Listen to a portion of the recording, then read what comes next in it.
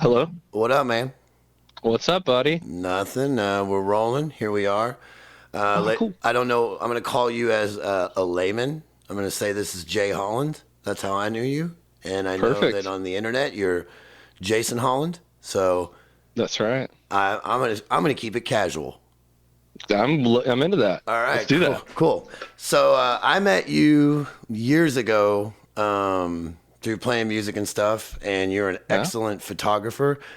So Thank I you. thought it would be kind of cool to have you on and talk about photography, which is going to be weird because there's no visual, but I still think it's an interest because like photography is one of those things that any hot white girl is always just like, I'm a photographer, and it's like, no, no, you're not, Stacy. You're just taking pictures with your Instagram and putting like an effect on it, and you're a person that, from what I can tell, from a layman's point of view, has a really good understanding of not only what a good photo is, but the science behind it and yada yada yada. So I just thought it would be interesting to talk to you about that. Tell people a little bit about yourself, I guess, so they can, have an idea of where you're coming from as we take this journey through a conversation. All right. Yeah, definitely, man. Sounds cool. So I'm Jay Holland or Jason Holland sometimes. A little bit of both here and there. Originally from Metropolis. Uh, kind of moved all over since then. Lived in a bunch of different places. Started out, I joined the military, and then I was like kind of all over for a bunch of years. And then from there, I just kind of moved around doing different stuff. Went to school for a while for photography, and then landed back down here in Southern Illinois. So I'm back here in Metropolis. So that's kind of my little brief What there, I guess. what branch of the military did you go into? I was in the Air Force. You're in the Air Yeah. Force. The last person that I did an interview with was a Air Force officer. He actually, What? yeah, this is two Air Forces in a row. I don't think they're going to come out in a row because that might be too much Air Force next to each other. Right. But yeah, like the guy's name is Clay Howerton. He was crazy up in the Air Force. Like it kind of freaked me out when What? I was, yeah, dude. He designed. He was like, I can't remember if he's an engineer, I think, but he worked on like I'm gonna say F-15, even though it's probably not what it is because I'm an No, idiot. that's But probably right. No, that's like one of them. Yeah, I okay, but think. he like we sold some of whatever he worked on to Israel, and he had to like go to Israel and make sure they were okay. So like, What? yeah, he wasn't a joke, dude. He wasn't No, cooking that dude's soup. like, yeah, that's no. I was what? Mm-hmm. Man, that's a wild one. Like, Yeah, and I I had don't know, no dude. clue. I had no clue. Like I like You're like, wait, what? yeah, yeah, and I got kind of nervous. It made me really weird. I was like, oh Jesus Christ, this Oh guy's shit, super crazy I'm smart. Yeah, right. yeah, and Like what? I'm about to Yeah. debate politics with him, so but it was fun. He's a cool dude. What was your Oh, that's experience cool. like whenever you were in it, man? Was it, because I mean, did you join up at 18? Did you go Yeah, directly in? dude. 17, bro. Oh, wow. Was 17's legal for the military?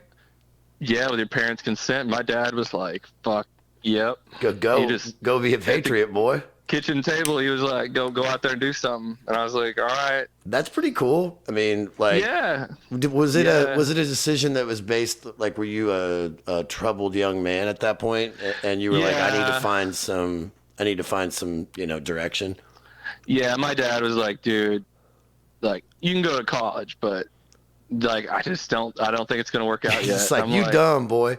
yeah, he was like, no, he actually, I remember him saying, he's like, it's just not yet, not yet. And I'm Yeah, like, what's that even like? At the time, I was like, what's that mean? Like, but it worked out. Like his whole plan, like I basically followed, and it worked, and obviously. it was the first time I like, not saying first time I ever listened to him or nothing, but like like heavy life advice, I guess. Well, yeah, man. I You mean, know? I remember. I wish I would have listened. I kind of had the opposite experience whenever I was that age, where my folks. It was just like so ingrained in everybody's head that you go to kindergarten, grade school, high school, college. You know what I mean? So Right.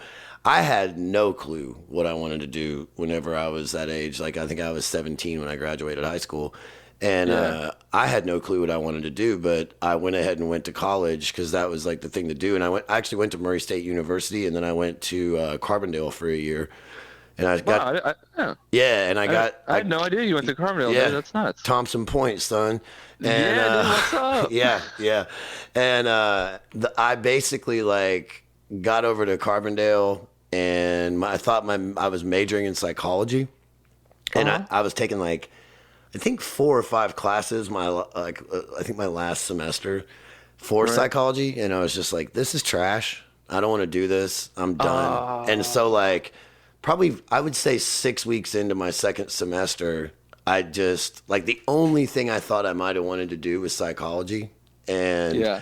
once I started taking classes for the major, I was just like, man, they act like everything in life is a problem, you know? Right. Like they get Yeah. so scientific about it that it almost I was expecting something different, but I mean, I'm sure you have to understand the fundamentals of the science behind it Yeah, before you but can move. But I mean, honestly, dude, when I was in college, I had no idea who I was, and I was Right. really terrified. And it was a big relief for me to go back to my hometown and kind of reset, and then, you know, never go back to college, which was maybe a mistake, maybe not. It depends on how I look at the student loan debt thing. And Yeah. and then I ended up moving to Nashville. I guess it would be 6 years later, something like that. I was like, okay, Yeah. I got to get out of my hometown because this isn't Right. what I want to do forever. But so you're teaching at Carbondale, right? Well, I was teaching at Carbondale, right? Okay. This is where the story takes a hard COVID turn. I didn't really want to talk about it because like it's too nuts to talk about anymore. But this is my little COVID detour. I was teaching up there, and I was like, "This is cool," you know. And then like COVID was hitting, and all my work is like taking pictures of people, and they were like, Yeah. "Hey, guess what? Can you do that now?" And I'm like, "Oh shit, this ain't good. I'm in the middle of my thesis work, and the whole thing is gonna have people in it." Ugh.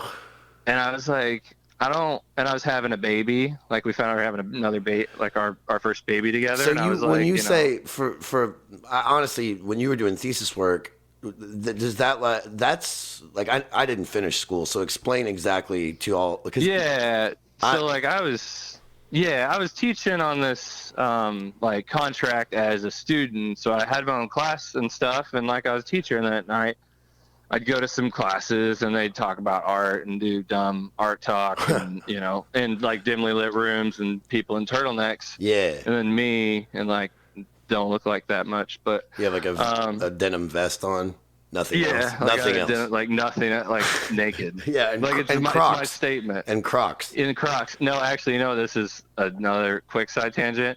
I found a wheelchair when I was there, and I used that as an office chair. Nice. In our studio area, so that I would just rolling around an office chair, Yeah. vest, naked, you know. hanging Yeah, out. pair of Crocs just sliding along. I can see Always, it. dude. Like I Every hate day. Crocs for the record. I know that you might hang up Dude. on me, but I just No, it's not, dude. I'm all love these days. People disagree, and I'm like, that's cool, brother. I just feel like Crocs were like the beginning of the downfall of society. Like I know. it was already in the ether, but then it was. Crocs just brought it to. I mean, we had like the people of Walmart and all that kind of thing, but then Yeah. Crocs just took it and put it right in our face. They were the Donald Right. Trump of shoes. And it Oh, was just, dude, and yeah, it's yeah. like, I never got on board. But you know what else I've never done? I've never put my foot in a Croc because I'm afraid I might like it. And there's your dilemma. That's Yeah. where you messed up because I put my foot in one, and now I have like 60 pairs. And Yeah, not really. it's kinda That's like an exaggeration. I'm but- like a closeted homosexual for the shoes. yeah, Yeah. You're like, I know it's comfortable, but I don't. I know wanna do it. no, it's probably more I know I like it, but I'm not going Yeah. to do it because then I'll know. But anyway, back to your journey. Yeah, by the way, we tangent on this thing. I'm the Yeah. king of tangents. And Okay, good. I'm just like I'm gonna be like, hey, bro. Yeah, quick. I gotta pee. I over try here to pull it back. I try to pull Yeah. it back. If I don't pull it back, I might have to rely on you a little bit. You may have to No, reach it's all right. across from the passenger seat and grab the I'm wheel. cool. Hey, don't you know? I used to drive for my dad like that when I was a kid. Yeah, because you had to look through Years. the CD changer to find which Limp Bizkit CD do we want to listen Right. to right now. My dad is like jamming Bon Jovi. Ooh, But yeah, sorry. only. I didn't think it could get worse than Yeah. Limp Bizkit, but the Jovi. the Jovi on repeat. Because at least Limp Bizkit, you don't have a lot of like earworms you're gonna get from it. But although I hate Bon Jovi, or not hate them, but you know what I mean, they're not my cup of tea musically. They're too catchy. It's so catchy. It's like they're the Crocs of music. They are. Every mom loves it. You know, every uncle has it in his CD player. Yeah, it's the Croc. It's the Croc of music. We're figuring a lot of things out right now. Wow. I mean, we're the internet. We're doing the Lord's work. For the internet, this is what the internet was for. I mean, this is the whole point. It's like free shit. Yeah. You know, like, let's have good times and hang out with our friends. Mm-hmm. But so anyway, back to your journey through your COVID thesis. Oh, so like I'm doing this class called Small Town Documentary. And then they go, breaking news. I'm like in an airport. Small towns are over. In December, I'm eyeing Southern Illinois, like from afar on vacation during my break. And I'm like, oh no. And I get on the next flight and everyone's got a mask on. Yeah. And I'm like, piece of I had a very similar, I mean, maybe not similar, but I was traveling for music. Like, so COVID hit and it was in the States, you know what I mean? But at that point in the game, I was like, this could be bird flu all over again. Right, I don't know whether or not to trust what I'm hearing. So I've had these shows booked in Cincinnati and I think it was Louisville. Mm-hmm. I had a weekend booked for like 3 months and I needed the money too. So I was like, I'm going to go play these shows because it was on the West Coast. It hadn't got like up in Seattle and shit. And it kind of started to trickle, but it wasn't to the Midwest yet. It's like California, dude. Yeah. Like that was it. Yeah. And so I went and played Friday night, Saturday night. I think Saturday is when it started to get to Kentucky. And then on the way home on Sunday, it was like in Kentucky. Oh. And so if it would have been like it was on Sunday when I was headed home, I wouldn't have even gone and played the shows. But it was like kind of a thing. And then the place I was working at, they weren't too happy about the fact that I went and played those shows. And then I got, in air quotes, laid off. Bummer. Yeah.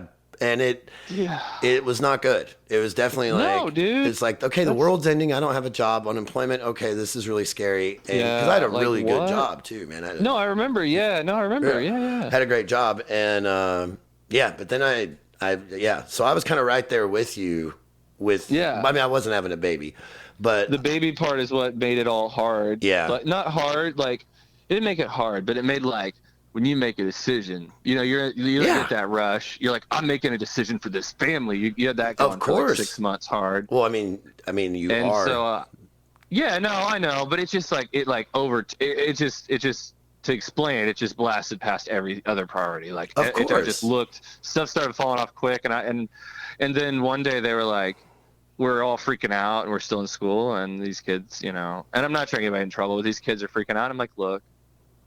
You know, we can't go down there.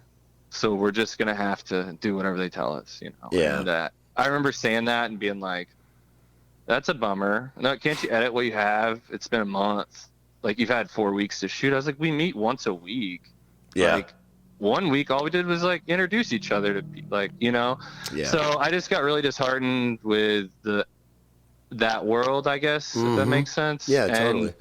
At the same time, like, I was just pretty solid in what I was doing. Like, my project was doing well, and, like, I don't know. I just decided, I was like, you know what? I think I'm going to go get a job and just ditch this for a bit. Yeah. And I did. They let me leave. They're like, you can go. You can come back, too. And it was nice of them to, like, give me that opportunity. You can't ask for a better, parting ways than that. Yeah. They were like, you're just on hold. Basically, they were like, we get it. We'll pause, basically push pause. It's the pandemic. And so what did you go do? Man, I decided that I was just going to, like, I'm not saying that I did it to be, like, a weirdo or anything, but, like, I was like, I'm just going to do a lot of stuff. Cool. And, like, my wife's like, what do you mean? I was like, I was like that, like, a Mike Rowe dude back when I was a kid. I don't know who that is. Like, he had that, or no, not Mike, the Dirty Jobs guy. Okay, on TV. He's like pulling poop out of stuff, right? You were going to get after it.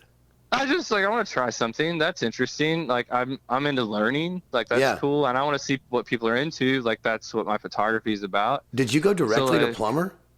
No, no, because I looked at a lot of things, and I'm not gonna act like I was doing it as a research project, and it was funded. Like Oh, I dude, was I out totally there looking understand. for a career. I totally I understand what was you're like, saying. I took after COVID was over with and I got back to work, I took the shittiest job I've ever had in my life.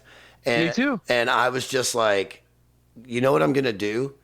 I'm going to look at this like I'm immersed in a culture that I'm normally not around, and I'm going to Right. learn. And it was a really good, like, I mean, I hated the job, but the people that I met were really good people, and it Right. really gave me a lot of, I don't know, perspective. I would almost say politically, spiritually, Yeah. like I kind of felt like I was in a completely different world. I had culture shock, but it was a good experience, like to kind of to just step into another world. I Yeah. thought it was, or Yeah. one that I'd been in before maybe, but hadn't been in like 20 years. And Yeah. it was, Like you were really removed from. You're like, oh, like mhm, I'm not that far removed from that. Like yeah. I remember, and it. Yeah, dude, that was a lot of my. You were saying a lot of really linked up stuff there. Our brains were linked up for a second or What something. did you end up doing? What was A the lot of actual, stuff, dude. I what did was like your all these favorite? gigs. I'll just give you like the list of the gigs, Give me the and then greatest hits. I'll give them to you, and then you can be like, "Oh, I want to hear about that one," Okay, cool, and cool. then we'll go. This is That's. fun. I feel like I'm on a game show. I know. I was gonna do all of them. And I was like, no, I'm gonna let him pick because like That's, there's gonna be one yeah. that's better. Let's do it. Hit me with them. All right. So, and some people even saw me at these jobs. I ran into people I didn't know and all these great things, or people I did know from like a million years ago. It was great. Yeah. But so started off, I got a job working at a power plant selling fly ash, buying and selling fly ash, and operating like fly ash plants, which is the ash they burn at coal power plants. So Okay. that's the first one, like traveling all over the state, I like like collecting this one. samples from silos and stuff, and like climbing on top of stuff because I was afraid of heights. Okay, So I was well, like, I wanna I'm in. so far that one's winning. Well, okay, well that's at least I got one. Yeah. Well, after that, I was like, this is cool, but man, there's no way this shit. I'm gonna be a man and do man stuff, and then like I was like, oh, Fuck sales. yeah, it was like sales and like it was just a lot of like I don't know. So I come out of that and I was like, I've always wanted to be a mailman like my whole life. I'm like, that is so cool. Like truck out on the road, you're exercising. Yeah. I don't do that, but I want to learn to exercise. I want to have those mailman calves. Right. We've all that seen in my them. head. And I'm like, look how much fun they have. You just listen to music all day. Yeah. Like, oh, this is great. You get friendly waves. Yeah, no dogs I'm not anymore, right? I'm not happy about the mailman necessarily bringing bills, but I look at the mailman and I'm like, yeah, I get a good feeling dude. when I see him. He's a working class, blue collar dude just trying to do better. Like Yeah. he's like, and this is a good way to do it is walk your way there. Like Yeah. they've got slogan for days. I need to work on their campaigns, but Damn. All right. So you were a mailman. All right. Right. Dude, so far I want to talk about both of them. okay, number 3, I was like, all right, this mailman shit's cool, but no more. And that's the story I'll tell later, but maybe. Okay. And Well- then it gets gross. It gets corrupt. We're going into the sewer. No, but it's still pretty bad. What do we got? I was like, I got to get something quick. I need to go to an employment agency. They have jobs. I've heard about that. Right? I've never done it. Culture shock. Let's try something new. Yeah. Did it. And at the time, like, and I'm not even going to act like I was panicked or any of this. I was like, chill. Like, my wife is great. She's got a good job. She's pretty good with money. Like, it would have sucked a little bit, but like, we were going to be cool. So I had some confidence going into all this. Go to the employment agency, and they're like, "You want to work in a factory?" I was like, "Yeah." No, you don't. I've never been inside of one. I drive past them all the time. Oh, I can and tell there's you. one. No, you don't. Yeah. Well, I thought I'd never been in one, and so they're like, "Yep, brother, there's one." I was like, "There's one right by the interstate." When I get off into Kentucky, and they're like, "Sold, you're going there." So they sent me there, and I worked at a glue factory making glue packets for feminine hygiene products. And That is so wild. So I did that for a little bit. I and then don't want to was talk like, about that one because I already know everything about factory life. Yeah, that one, it wasn't very long lived, and they knew it when I got there. They were like, looking at me like, I met some really great people, don't get me wrong, but the one dude was like, what college you say you went to? And I Yeah. was like, oh Yeah. shit. Hey, And then, hey, Nicholas, this ain't yeah, gonna work out. that's all the only good stories really about that place. I mean, everyone in there. Oh, was dude, a I character. did 2.5 years in a taillight factory in Dude. Southern Illinois, Yeah, brother. Salem, before I moved to Nashville, and Mm. it was the best job there. Like, Yeah. the most money you could make in my hometown. And so when I say best job, that was like for like an uneducated 23-year-old. That's the most money you could make. It wasn't a good Right. job, It but was just like what you're gonna get. Like you're gonna be like everybody else. dude, I was making $12 or something like that an hour. I feel like I was balling out. Oh yeah. I was doing well. But anyway, I've done the factory thing. So what else? What'd you go to after that? After that, so I've always had this. My brother's a cop. Like I'm not into this for any political reason. My brother's a cop. That's all I'm gonna say. And I love my brother, and that's it. I hate But, your brother. Yeah, I'm like, joking. I know you. I know you Yeah, are. yeah. But I know how people are sometimes, and that's when people. you know what those people hear, can do? That's what I say. You know, I know. I'm not getting political. 'Cause I'm not- I know that people listen. I'm not getting political. Whoever, I'm not getting- 50,000, whatever. I'm not getting political. I'm just gonna tell those people know. that they're So and I- I'm proud of them because those people are living their truth, that's right. That's right. They are. and I want everybody to live their truth. Yeah, so I support them, and I support most of them, and I support him, and big love to him. My stepdad was a cop; he's a cop. They're both canines. Is that why you They're rock a into that. mustache? No, we talk about that too, though. I was just curious. I didn't know if that was my something. brother. No, I was like always trying to grow a beard, and then one day my mustache is just Popped doing up, and you were good. like, It did good. It just It did did good. do and good. I was like, well, and then this is what gets. It's the story, and it's for my wife, but my wife was like, I like tried it out off and on, and then my wife was like, you look good when we're first Yeah. dating with a mustache, and then she doesn't let me shave it now. So dude, that's you why I've do kept it. genuinely look good with a mustache, and like most She people, gets weird most people without can't it. pull it off. Most people. I think I just done it so long.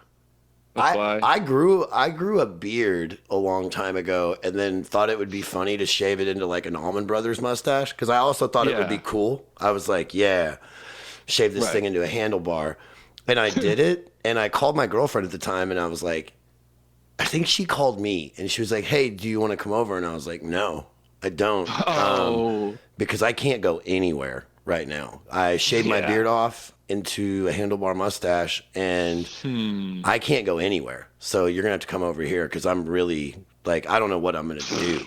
Because I'd always had like a beard, and I'd always had Right. like the That chin hair, coverage, the chin hair coverage, thing. Coverage, baby. That's Well, what that And is. so, but when I was younger, I always had like the Sugar Ray chin beard thing, whatever that is. Yeah, me too. Me Yeah. too, dude. Like Scooby Doo, like Yeah, Shaggy. and like Scooby-Doo. Shaggy. Yeah. People would call me Yeah. Shaggy because I had a van and long hair and shit.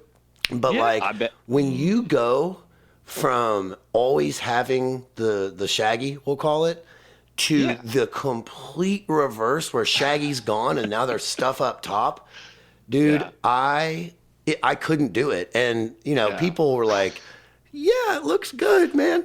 But I remember one day I was like walking into Kroger and I saw like a good looking, I guess I had a girlfriend at the time, so I shouldn't have been checking out women now that I think about it. But I saw like a good looking woman and I just like made eye contact with her. Like we made eye contact. And Yeah. then as soon as we made eye contact, I remembered that I had the mustache and I looked away really quick and I was like, I probably just scared the shit out of that girl. Yeah, you like, did. and then you just have to really, when you're like, not you, because your mustache is very, No. your mustache is nice. Your mustache is Yep. nice. You pull it off. You're handsome. You got it going with Thank the you. stash. It's a good look. Me You with do a, too. well, me with a mustache, you haven't seen it, and it's bad. Right. And so That happens. I just had to really like. I let the beard grow back out, and it was like me looking at the beard, going, "Come on, buddy, grow faster, so I can Yeah. just trim everything back to one level." And then I remember we shot a music video. When I kept the mustache for the music video. It was like a Oh Yeah Dakota song after the first of the year. It's like the first video on my YouTube, I think.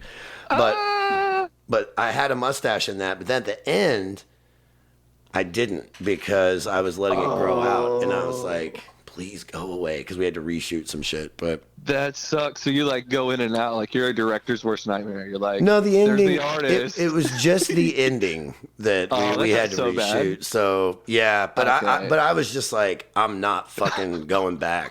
I'm not going like, back. We'll redo it all. We'll redo it all. Then. Yeah, we're gonna restart. We're not. Anyway, sorry. I just talked about my mustache for 3 minutes. No, but people want to hear about that. Maybe they do. Maybe they don't. No, I have no idea. I have no idea. But it's an interesting. The mustache is a very like.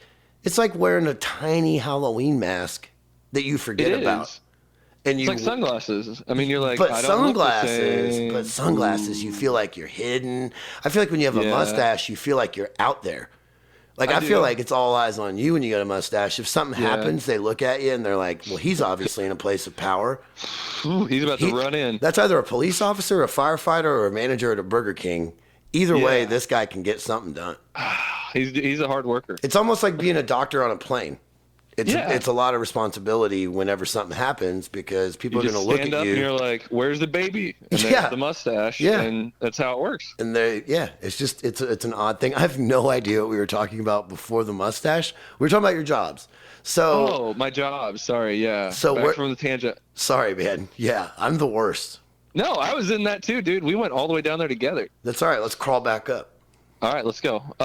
So my jobs, the factory obviously sucks. Yeah. Great people, crappy making job, glue too. I bet it smelled great in there. It was it smelled really bad, and they didn't have HVAC.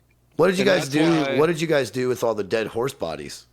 That's what I never found out. And part of the reason I went in there, because at this point, I'm like, hey, pandemic's going to wrap up eventually. I'm starting to make plans. The baby's born. I'm going to have to eventually go back to school and do this project. And maybe I can use this for the project. Yeah. So like I was eyeing That's a good point, because you had the small town project thing, right? Right. Yeah, so I was dude. like, oh, maybe I can tie all this together, and I'll be like, this was research. Absolutely. And I took the year off because someone told me to do that. They're like, just take a year off. Go do something else and come back. And that's how I was thinking through it. That's a good move. Yeah, so I always like prison shows. Like I'm just fascinated by like gangs. Like I'm not like into it. Like I'm not gonna be like wearing like their gear or anything. Like I'm not like repping their team. I just think it's a fascinating thing to watch. Do you think that your mustache alone could get you into the Latin Kings? That is my favorite gang. Purple and gold, baby. Purple and gold. Yeah, that's right. That is your favorite gang? I don't think so. No, I don't want to say I have a favorite gang. Well, yeah. What colors are you repping, bro? Throw it out there. The next story is where this all catches up. I had gotten like interested in the idea, so I was like, well, I can't work at like the state of Illinois. Like that'd be a hard job to get. Like, and I'm not saying this is an easy job. Do you mean a state police job? No, like in a prison. Oh shit! I've got a friend that's a prison guard, and this is where we're going. Got a bunch? Yes. Yeah. Yes. Oh. And are you still a prison? You're not still a prison guard, right? No. So we can talk about it. Yeah. Oh shit! We can talk about it. Out, I wanted my friend to do it. Careful. I have to be careful because like we have to be like sensitive, because this is where it gets tricky, dude. I'm like, well, there's two options. The Eddyville Pen, which is so far from my house in Metropolis. My wife is going to be like, you're a psychopath. No, it's already a silly idea. She's already not going to like it, you know. I mean, she's got all the right concerns. I know it's fun, but she was like, you might get stabbed. Yeah. So I started looking, and there's one in Paducah, but it's for juveniles. What are those punks going to do? I know. So I was like, huh. So I got a job there. Nice compromise. And and so I went from the glue factory to there, which was like the step up. Yeah, you went from working with people that had been in prison to telling them when to go to bed. Right, and so I was like, cool, this is a cool leap. And I was like, this is going to be so interesting. Like, I might really get it. Like, in my head, I said, I might really get too into this. I might like want to. Can I say something? I'm gonna guess that, and I'm not sure, and it doesn't matter. I'm not gonna like judge you if you don't agree with me on this. But go ahead. I've always told my friend that's a prison guard. Is a good friend of mine. Shout out Jason Kirstein. He'll probably be happy I said his name. But he's a prison guard up in I don't know, like Champaign, Illinois somewhere. Don't know the name of the prison. Don't remember. But shout out to him. And I always told him, I was like, I don't know how you do it, dude. Because like if I was going in there every day, I feel like it would like affect me so negatively because of the Right. like this is hippie, but the negative energy, you know, and like I would have so much trouble. Like I would want to be friends with them. There's no doubt that I would be Right. like, oh, what's up, Tony? How you doing Yeah. today, man? And like crack jokes, and then I'd get fucking stabbed. So I just couldn't Right. do it. But go ahead. Right. Okay. Well, we can cover. That's what I mean. So I can cover general stuff like that. I can't like specifically cover people. Of course. Just 'cause it's Yeah. kids. But we can definitely touch on that one. That's a very fun one. Okay. And then from there, I Jesus was like, Christ. You What? went somewhere else? yeah, Dude. yeah, dude. Rolling, I rolling, go two more rolling. places, buddy, Holy shit, before bro. the journey ends. And I was like, at the time, I'm like, I just had a baby. I'm not gonna settle though. Like I can't just like go, this is good enough. I think not that's gonna good. go with good Yeah, enough. good idea. Good idea. That was, and it was genuine. And like I'd come home and I'd be like, you know what? And like I'd look into their eyes, like, and it was, that's a big one though with the whole thing with this, is it was about the schedule and like just being somewhat. No, I'm not like, oh, my life's comfortable, but like, because I work a lot now, but it was manageable, if that makes sense. Yeah. It wasn't like you're in this place or you're gonna be out of here, buddy. Yeah. Like we didn't have, like where I ended up isn't like that, and I'll follow up. That's where I'm at now. Okay. I transitioned from there to I took a job, like little backstory but super short because it's like everybody has a story, but like my grandparents were my grandfather passed away, like, but not from COVID. They were just older and passed away in like December of that year when I was in grad school. And my grandma passed away like a couple months later, like 8 months later, like, you know, and it wasn't like sudden or nothing. Like it was understood. Like it was just the time. And it was a great experience, honestly. Like, and that's not to be like weird, but that's just like, No. I never had it. And it was really cool. When my grandma died, and my grandma Gertie was like a saint. I don't have any tattoos because I'm going to go to heaven. That's right. But I'm going down. yeah, Already you're going knew to that. hell, bud. I knew it when I got on the show. but no, I don't have any tattoos, and the only tattoo I've ever wanted to get was my grandma's signature on my wrist. That'd be a So good one. she's like, just to remind me not to be an asshole, because she was such a sweetheart. Yeah, dude. But then I realized, and I was gonna get it. Yeah. Then I realized that anytime I was, you know, having a little private time, Oh shit. I would see grandma's signature, and I was like, that's not. That's going to be a weird one to get over. So I had to back You're off. just not gonna. Yeah, it would have been counseling. I mean, there's not really. It's a medic. I mean, That would have been tough. So Yeah. basically, I didn't do it. But anyway, my grandma, when she died, she was 88, and when I remember like getting the call or whatever, and just saying thank you, God, because like the last time I had seen her, she was doing so poorly, and Yeah. it was just like I'm glad. And if there's a heaven, she went to Yeah. it. So right, of course. You know. like, and that's the good feeling. Like, that's that grandma feeling. Like, that I'm is not that telling you. grandma feeling, I feel man. that freaking tingle. I'm like, it doesn't matter, dude, because she was such a good person. Like, it doesn't matter. Yeah. She was so good to the like. Yeah. I feel that like screaming in my brain when I think about. Dude, my what grandma. have you ever heard? There's a song by Blind Melon called Vernie. Really? It's on Soup, but it's about Okay. his grandma, and it's grandma. That song can make me cry. Man. Like it's like all about his grandma and her house, but the chorus is he's like, I wish I could be more like Vernie, and so like that's why it can make me cry because my grandma's name is Gertie, and so it's so close together. It's just crazy, but. Yeah, dude. He's got this dope line in that song where he goes, it breaks down and he's like, I'm gonna try to sing fucking Shannon Hoon and sound real bad. Let me back up. But it's like, what does he say? He goes, roaming through the cupboard jar of pickles never opened since in 1983.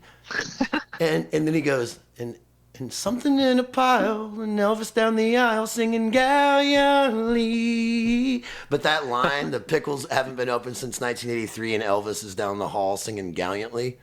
Like, Right. I love that. And it's like he draws this picture. You got to check that song out. He draws this Yeah, dude, picture of his grandma's house. Soup by Blind Melon is in my top albums of all time. Anyway, sorry, you brought up a grandma. You bring up a grandma or a mustache, I'm gonna do some talking. Hey, those are two of the best things in this world. So I mean, I'm just saying. we could talk about pie later. It's the third best thing. But I don't give a fuck anyways. about pie. Man, come on. I really Apple don't. Pie's apple pie. It's pretty fucking good. I'm a smoker. Like cigarette smokers, we don't want the sugar like the normal people. I could see that. It's a fact. I could Google see that. it. You can Google it. Google it, man. Yeah. Google it, man. So anyway, your grandfolks die, and that sucks. Right, yeah. Well, yeah, but like the whole process, like, because I was in grad school, it was kind of like super flexible because in grad school, you only go to class so much, right? Yeah. You know, there's only so many classes you actually go. It's a part-time, no offense to school, but like college is like a part-time job. Yeah. And then you have another part-time job at home maybe, which is doing the work, and then another job or whatever. But it's kind of like having a job and a half. Yeah, and it's like people are flexible with you, so it's like, I don't know, you can just get away with more, I guess, schedule-wise. So like my grandparents were like going to the doctor all the time, and so I just bought a house down here, and I was like, well, I can skip school today, like, or I don't have school, so I'd be like, I got grandma. Like I like every Tuesday took my grandma to the doctor for like a year, and I was like, all I did was drive a little old lady around in a car. You know, we go to the grocery store. We get her. We did our little runs. But the fucked up thing is that grandma magic is so strong that if you're just kicking it with grandma, it doesn't matter what you're doing. You don't care. You park. You drop her at the door and you park a mile out, dude, and walk up. Because you're like, I don't even give a shit about looking for a spot. Like, I don't care. I'm with grandma. Yeah, like, and then you go in and she's buying a TV guide, and you're like, Grandma, you don't need that. No, we got you satellite dish. Yeah, we got you that dish, hon. We got you a dish. Daddy installed them. That is like my family dynamic. But I get it. Trust me. Yeah, Southern Illinois. I know. You're a boy. You're from the same soil, my friend. I'm from that 618, dog. That's right. That's soil. And I'm proud of it. That's the only other tattoo I would ever get. Is just old English font. I got a Metropolis tattoo across my belly. You ain't got to tell me twice. Did you really? I think I knew that. Yeah. Oh, I've had it I've since seen I was like it. 18. I've seen it. I have seen it, dude. Back when we were party boys. Yeah. Being little party boys. Hey, you gotta be a party boy sometimes. I'm not anymore. I took off. I'm on break. I'm on vacation. That's the spot. You're an adult. You have a kid. You can't do that. But back when I saw the tattoo, we're party boys. We were a couple of jokers, We were out there. A couple of rascals. Just kicking it, and that was great though, dude. When I don't even know. I think you just like hit me up, you're like, we should hang out or something, and I was like you cold called me, and I was basically on a message. I'm a weirdo. No, when you did it, I was like I'd taken. Okay, so my introduction to you is like I lived in Japan, and I was like out of the States, like all over the place in the military, and like I heard your band, like I was like, okay, and like my friends talked about you. I was like, I've heard it. Okay, like I knew your name, like I'd heard it, but then like I came back and became a photographer, and I was like shooting you, like taking, like just photographing everything. Like I was going to every show I could go to, and like Murray Carbondale, everywhere. And I just shot you at a show, and I was like, wow, that guy is like the tallest guy. And I was like, I know I'm tall. Like we're like probably the same height, but I was like, the way it was like the pants you were wearing and the shirt you were wearing put together made you like a giant. Like you look like I don't even know what. And I was just like, this dude's legs are so long. This photo looks like it was just the angle. And the thing is though, like when I see people that are as tall as I am, I do the exact same thing because you're tall too. We like look eye to eye. So I'll look at someone and I'll literally look at someone and I'll be like, man, they're tall for like a month if I'm around them. And then it'll dawn on me. I'm like, wait a minute. I'm looking Randy in the eye. Yeah. I'm as tall as Randy. I'll be daggone. That's what I look like to other folk. I know. Yeah, I'm an idiot. I do that all the time. There was a guy I worked with at the hellhole job that I had when I first got going, and one day I was like, "Oh my god, I'm as tall as that dude." And it took me like 3 weeks being around the guy. I don't see myself as tall, but thank you. Yeah, I don't either at all. I'm like, damn that boy. Like I do it to everyone. Like I think people are shorter than me sometimes. I think I'm like, I thought we're the same height. It's like I'm that guy. Like we're together. That's so funny, man. It's weird how we have height. What do they call it? Dysmorphia? When you have body dysmorphia? This is a military thing I found out. It's total little side kicker that relates, but I found out I don't actually have depth perception. Holy shit. I have zero. I'm never going to ask you to be on my softball team. Oh, no, dude. If you throw a ball at my face, I like swat at it. Yeah, I it's can't game catch over. it. No, like I've had people I'd be like, here, it used to be like a trick. I'm like, here's So this you one have for my no face. depth perception, but you're an amazing photographer? Yeah, I know. Like, and I didn't know. Wow. This is the worst part. This is the worst part of the whole thing. They don't test. I'm not trying to be an advocate because like it doesn't matter if you don't have it. But when I was like 18 or 17, I went to the military thing and they tested me because it's like a thing because like planes. Yeah. To fly them. Yeah. And yeah, they were like, you don't have any. I was like, what? And they're like, hold on, let's check this boy out for a little bit. And they like studied me for a little bit in there, like held me back an extra. That is crazy. Did you get a little extra money on the side for that? For the test? No, they just did it, and then they're like, I don't want to talk about all the things they do in there, but they should make a movie about that because it's funny. That's crazy, it's funny dude, stuff. that you don't have. But yeah, so I don't have any. Amazing photographer. Yeah, and what's crazier? They made me. I was in the military truck driver. I had zero depth perception. I was a semi truck driver for 6 years. Good job, America. I used to put stuff with cranes on the back of semis and then drive the semi. Actually, you know what I have to say about that? America, fuck yeah. Yeah. Yeah. Like, that's what we'll do. It's like, you can't fly the plane, dude, but by all means, operate the crane and drive the truck. That is crazy. Dude, Dude, your life is so multifaceted while I'm talking to you that it's like I could pick anything to like pick your brain on. Well, dude, I just like I didn't know that like here's why I do good at college or have done well in college is, and I use words like do good, is I didn't understand it, but like my childhood was so culture shocked because like I'm not saying we were poor, but we were poor, like lived in a trailer poor, and like I just didn't get shit. Like I lived out in the country in a trailer for like the first like 10 or 12 years of my life. So I'd like go to school and I'd come home and then you'd just be outside and then you'd like go back to school. Like I was pretty much Amish. Yeah. Like my mom, like we had one TV, like we just didn't have much. I mean, I think everybody compared to how the things are now, everybody in like the 80s was Amish. Yeah, but like I didn't know, like, you know what I mean? Like I didn't know what Nikes were.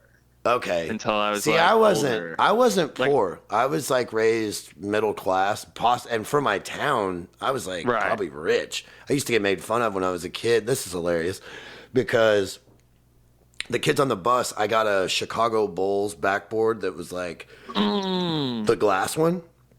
Yeah, I was talking about. Yeah, I was like really good at basketball when I was a kid. I wasn't. And you don't have depth perception, but like that's why we found out later. I got that thing put up, and when I got dropped off on the bus, these kids were making fun, like, you rich, whatever, you know how kids are, like you're rich and all this stuff. Kids are horrible. But what was hilarious is I had gotten it for my birthday, but no, check this out. I mowed lawns, so I bought the basketball goal. Oh. And my parents, this is so funny. My parents gave me for my birthday the installation of the basketball goal that I bought. Oh. So my parents, I mean, my dad did it. It was hard work and stuff, but my parents were basically out like a bag of Quickcrete.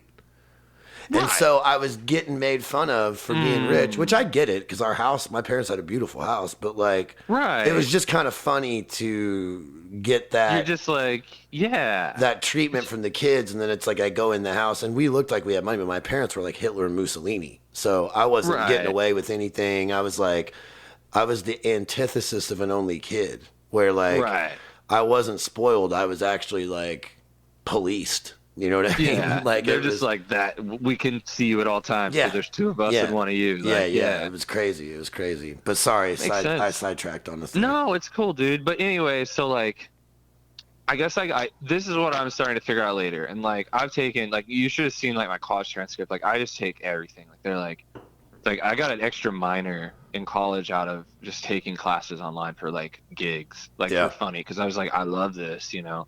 And so that happened, but that's what I started figuring out through all this is like I just love learning because like I was so stunned. Did you get the GI Bill? Yeah, dude. I rapped. I used all of that, man. Check this shit out. I loved it. Salem, Illinois, my hometown. Don't know if there's any fact to this at all, but they claim it. The origin of the GI Bill came from there. Really? That's what they say. I don't know if I'm gonna that's have to true. look it up, Yeah, dude. check I'm it gonna have to out. look it up. I don't know if I'll it's check true, in. but Salem in the 90s, 2000s, and I'm probably assuming still to this day claims it. They also claim Miracle Dang. Whip. There's an old, Really? yeah, Salem, Illinois, invention of Miracle Whip back in the early 20th century, and the jackass sold it to Kraft for $500. Idiots, dude. People are dumb. They don't People back realize then were they're so not dumb. dumb. They don't realize their own worth. That's what I mean. They're dumb. They're like money dumb. They're like, Yeah. we're gonna be rich, baby. But $500 back in 1910 or whenever it was. I mean, I'm shit, sure it dude. was. Like for that town too, there was probably nothing up there. Yeah. Like couple, Yeah, They were like so- the only people with any money. That's what I always heard. Now that could be total bullshit, but it's kind of interesting. Now do you go Miracle Whip or do you go mayonnaise? Or It depends. Can you swing both ways? It depends. Like I can go both ways. Like, but I mean, if I can get Miracle Whip, you know what I mean? Like I go through if they got phases. it. I go through Really? phases. I notice that in the summer months, Yeah. I prefer Miracle Whip. But See, when it's this all cold, relates back to me. want the mayo. I think this relates back to my poorness thing because like I never had Miracle Whip I never had mayonnaise. Like I think I didn't have mayonnaise most of my childhood. Man. We only had like Miracle Whip. I We think had, that like, the makes you sugared not version. white. Yeah, like no, dude, for real though on that. White my people mom, love like, mayonnaise. So my mom worked. We lived in a trailer. Me, my mom. At the time, like I think I only had 3 brothers. I have 5 brothers, but like I think at the time I only had 2 or 3. And I was like real little, and my mom would work midnights as a nurse. So My mom like, was a nurse. really Jesus. little Kawinky Dinkies. God, dude. It's fun though. But so we had a babysitter, and she was an African American lady, and she like hung out, and like she worked at the same place my mom did, like at the same like nursing home, and they were like friends. And My like, mom they would just my mom knew black people too. Salem was Hey, like man, and Salem so- back then. It was like no was hood. black people at Yeah. all. But Yeah. Centralia is where like black Oh, people right. were. And my mom Yeah. worked at the hospital in Centralia, and that's how we knew black people. It was yeah. Look at that. Our moms and their nursing led us There you to go. a cultural exchange that we wouldn't have had otherwise. Exactly. Yeah. And that's why I'm like, and I'm not like, oh, look at me, but I'm just like, yeah, so that's where it all, and we did a lot of cool stuff. Like she took us to church sometimes, or like my grandma took us You went to church. black church? Sometimes. Oh, it's so much better. I was raised Catholic, and it's like the Yeah. whitest, the Oh, whitest. dude. It's just Really, ugh. my wife is Catholic. I'm sorry for her. They're deep. Her relatives are like Orthodox, Greek Orthodox, something up in Cleveland. They got all the big churches. Yeah. It's Ugh. dude. It's like I went to Catholic Ugh. grade school. The whole Oh thing, man, I'm sorry, buddy. dude. It's a fucking cult. Like, But you know what though, ugh. the after effects of that, like who you are now, there's got to be like some reverse. You know what I mean? Because you were probably fighting it, and then like no. it pulled Good, I I was pulled good out of you. I was God's child. You were? You were, like, into it? I was totally into it. I at one point thought about being a priest whenever I was a kid. Like I was, gosh. and I'm talking like I wasn't. Yeah. I was just thinking like maybe that would be cool to be a priest. Like I love Well, I God mean- and this and that, and then I slowly. I mean, this is like 5th grade too, by the way. This isn't. Yeah. When I was also what do you know saying, in the 5th when I grade? was also like, maybe I'll be an astronaut. You know, like so I was an idiot till I was like 26 or yeah. something. I mean, So shit, dog. I'm still an idiot. I mean, I'm an idiot. Like I'm just a little smarter. Like I can get around. I recognize my mistakes quicker now that I'm Yeah, older. I'm like, ooh, and sometimes I catch them before. Like Yeah, every me now too. and then I'm like, oh, I got one. Me It's too, like a but little wish. I'll get not to as much, but I'll do something, and I'm way less. The older I get, I'm less apt to stick to my guns. I'm more like, okay, yeah, I fucked up. Like yeah, that was I say stupid. sorry so much at work. Like I'm always like, I'm sorry. Yeah. Like I'm like, like they send an email. I'm probably I'd say sorry to email more than anyone in my like I just constantly I'm like, oh, I'm sorry, messed Dude, up. I sent a music email last night Yeah. to get something mastered, and at the end I put a joke. Like, so Yeah. the email was like, "Hey man, will you do these two? I already sent you the money. I think I'm just gonna throw them on YouTube. Thanks for all your help. Don't fuck this up." And the Right. "don't fuck this up" was a joke, but it you know what I mean? Like It hit different. all You're like, day, "Ooh." all day. I'm like, Oh, You're like man. looking back. Oh, You're just looking man. at that Oh, with your eyes. man. You're like, Yeah, like I did it, didn't I? Chris, you don't need to live stream your internal dialogue onto But that's the an email. 30s though. No, that's your. I think that's what I call it. I'm like, that's my 30s. Like I'm reflecting. Like that's going to be the decade of me always looking back on. Like, ooh. Well, But it's you know just how I do that cool- shit I with mean, I do that shit with like everything. Like if Me I too. if No, I yeah. send like say I sent you a text and you Yeah. didn't, like even today, like I hit you Right. up and was like, "Hey man, you still down to do tonight?" And then my brain goes into was like, I hope he does. no, I was just like, well, what if he like just doesn't want to do it and like she's just like I do that like No, dude. no, Oh, no, I that's do not too, this. though.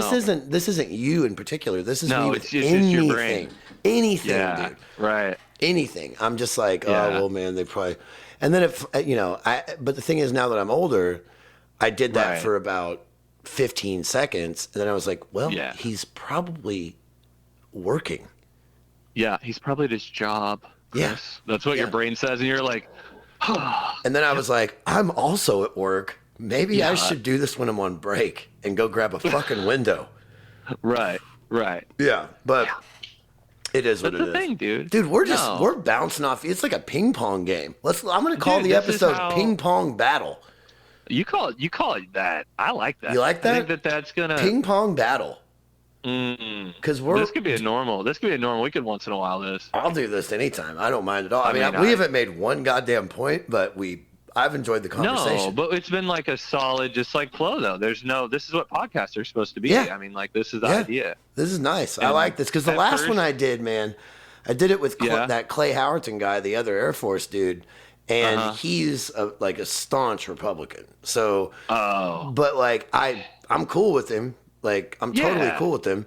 but But that's now. Like that's like people are trying to be like I'm trying to be that way. Like I'm trying to be like maybe. oh, I've been that way, bro. I've tried to be that way Yeah. like ever since probably I would say like 3 or 4 months after Trump won.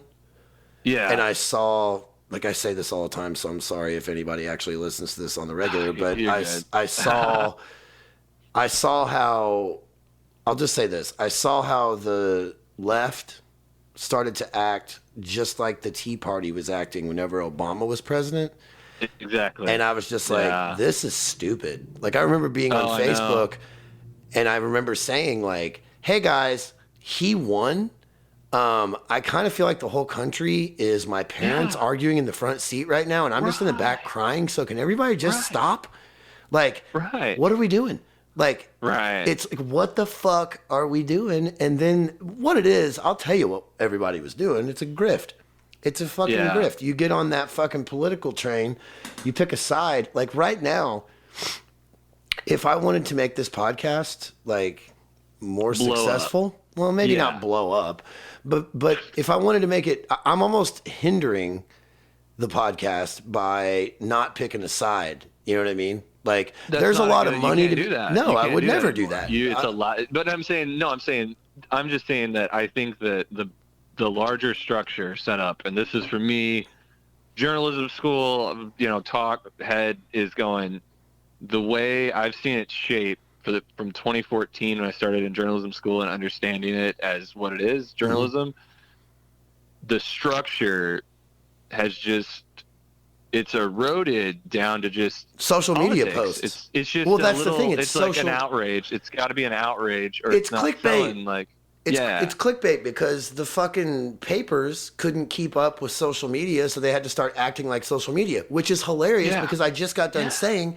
that the left Right. started acting like the right whenever, you know what I mean? So it's like everybody is in this like, it's almost like attention got so commodified by social media that Right. everybody they just gave up, they sold their soul. And I've done it. Right. I've done it. I've done dumb shit on the internet. I've said dumb shit on the internet. Me too. I've been addicted to the internet. I'm probably addicted to the internet right now because I got an album coming love out it. in a week and I'm on That's there right, all the baby. time. But like, Plug it. I love it. well, I'm not plugging it. I'm you plugging can't. it. I want people to get it. I'm Well, anytime it comes out, my love for you is too Well, much. I appreciate it, but like, it's just one of those things where like, we're at the beginning of. I think that podcasts are so cool because Dude, they're that's what I the was gonna most say. human thing about the internet that's happened yet. But I think that what I love about podcasts is like I remember when podcasts like my early days of hearing about it, like maybe some musician had it or something and he had like 5 episodes up on iTunes. And I remember being like, that is the dumbest shit Same. ever. Exactly. I was like, the same way. Never gonna Dude. work. Never gonna work. Yeah. Never gonna work. I was like, you cannot put anyone on there and try to be a radio guy. That is, and just what, you're just gonna talk for 2 hours? But the thing is, though, man, like I said the same fucking shit when I heard about him, and at the same time, I've always loved talk radio. I know. So yeah, like it was Howard like Stern is like cool. Howard Stern was cool. the shit, man. I would listen. You know, I've been a Democrat. 90s Stern. Yeah, Stern, now baby. he's 90s. and you know what? He's Speaking weird. of grifting, if you think for 1 second that Stern isn't going after the vaccine thing or whatever, like he's grifter. He's full grifter mode with that because like I saw that Twitter or that undercover video or whatever of him being like, we need to get A-list celebrities in here, and I get what he's doing with his like team. Yeah. But at the same time, when I see him pick a side real hard like that, it's like, dude, you're just looking for ratings.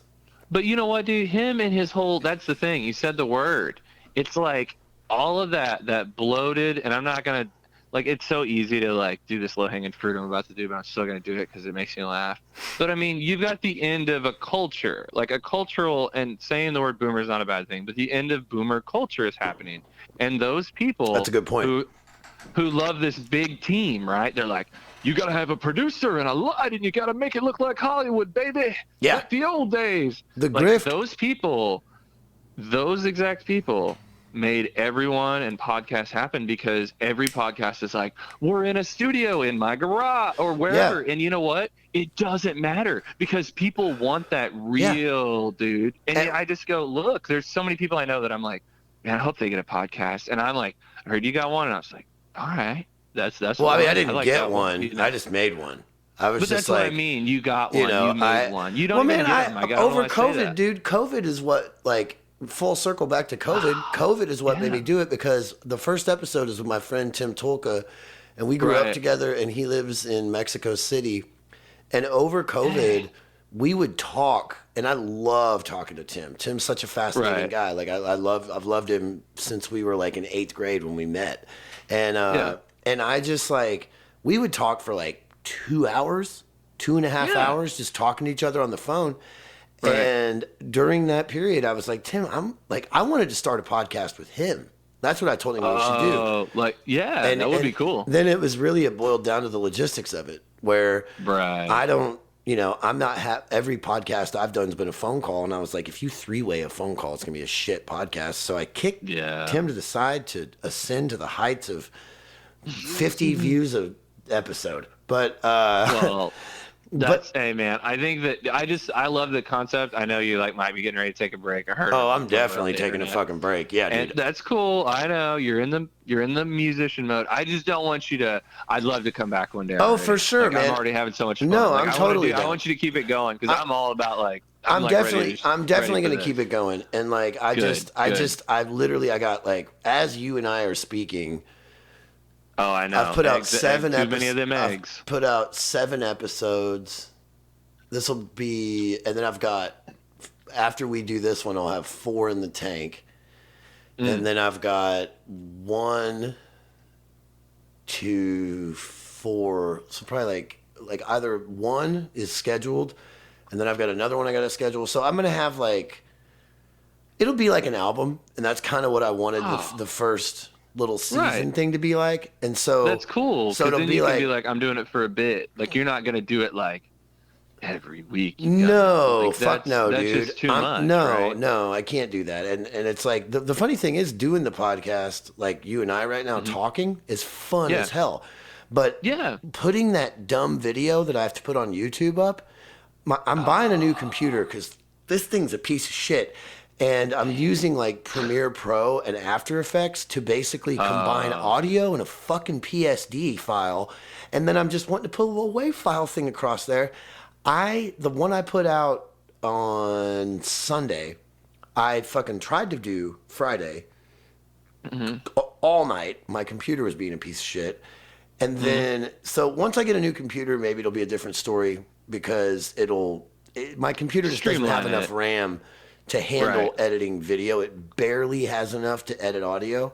But when you throw the video aspect in there, it's just a mess. So I think I'm just going to throw the money at like a computer where I can just do all this stuff. Because I want to get into video editing too. Like I love music videos and stuff like that. Have you tried doing it on mobile at all? Like I'm not even like joking. I do it on my phone all the time. Oh, you mean filming shit? Yeah. Yeah, absolutely. Like I've got an editor. I have an editor that I use now for like video stuff. I do just like quick with my phone stuff with the kids and stuff, and with like my buddy working on a little side project that involves using phones just because they're more portable. But yeah, and it works great. Like it just streamlines. It's like Premiere, but with your fingertips. I'll be honest with you. Like I like to sit down at a desk. I know. I really do. I have a big like 70s like cream colored desk that's made of metal that weighs like 7,000 pounds. And that's where I'm sitting right now. But like, I love sitting down at my desk and just looking at a computer. Doing it. I won't buy I use iMac and I won't buy a MacBook. Like I'm going iMac all the way because if I'm going to work on audio or anything like that, I don't want a fucking laptop. I don't want to I just want to sit at a computer and focus on what I'm doing. And I know that, no, it's process. I'm keeping boomer culture alive, bud. That's right, dude. Monitors have to survive to the next generation, man. I just feel like if I'm on a phone, it's, if I was going to I don't have Twitter, but if I was going to tweet something from my phone, it's not going to be nearly as eloquent as if I tweeted it from my fucking computer. Because there's a certain haste. Different. There's a haste that sets in when you're on the phone that I don't want that to be involved in my workflow. Right, I feel you. I definitely do because like the whole I hate it. Not saying I hate my phone. Like I use it for work. Oh, I fucking hate my phone too. Yeah, I hate it so much. Like, and I'm my phone and I have been in a toxic relationship since I don't know when. Since I got that first iPhone, whatever that was. I got a 99-cent iPhone from Apple. And you were like, yes! Or not Apple, from AT&T. And I was like, why are they giving these away for so cheap? And now, you're like 11 years later, 12 years later, I'm like, that's why they were doing it, because they wanted to make money off of fucking... It's so good. It's the same thing again, but I love it. I don't know. I'm like, how much better can it get? What are you going to change? Like, you guys got to come up with something new. Like, I'm like... Dude, I use old phones. I don't even I buy my phones used on we're talking right now. We're on an iPhone 6. Dude, we're on a Google Pixel because I'm a photographer. Yeah. Like 4 or something. I think they're on like 6 or 7. Like I wait until they get down to like on Amazon. Yep. Like close out 170 or $150 and I'm like 12 months, baby, me and you. That's and then you're blown away by the technology because you're behind. Like I did the same. I bought a PS4 one time when I tried to quit drinking, which did not. I did 6 weeks, and then I was just like, "Fuck this." But it's hard. I'm on my first run right now, and I'm like, "Wow, this is the How far are you? I've drank in years." I started in January. You're completely sober for 5 months. Yeah, I haven't had a drop of booze. Hell yeah, it's been wild. Congratulations. It was just time, and like I don't know. I just had some medical stuff, and I was like, better. And they were like, you better. And I was like, I will. And then so I did. And then I took my time, though. I took a year, and I, like, slowed down for 12 months. Like, you know what I mean? Like, I quit being a party boy. Because I knew I wasn't going to just stop. Like, I was really into it. And I say that. There's nothing better than a beer buzz. No, and I love so, like, people that when I was, and I understand different experiences, different folks, but I loved so much. I loved every minute. Everything I did, I was so happy and I had so much fun and I met so many great people like you and like so many just great humans and so many good stories that would have never came out. And I know people have such a bad relationship with it, but I'm like, no, I love it. Like I do for what it is. And that time. I mean, I have a bad relationship with it. I mean, I'm piece of shit. And that's what I mean. And I have friends that are like, dude, it's just not working out. And I've had like those days. Like I know, like I'm so fucking impulsive. That's my problem. Yeah, that's me too, though. I'm like, I'll do it. Like, take that shot. I get loaded, and Yeah. It's like, I want to do this. Like fucking the email I sent last night to the guy to put this music out. The songs that I spent money to have this person who is way fucking talented master 2 songs that one of them is like a hip hop beat that I made that has no lyrics. Hey. And the other one is me playing fucking synthesizer live for 2 minutes. And it's like, I'm into it. Yeah, I'm into it too.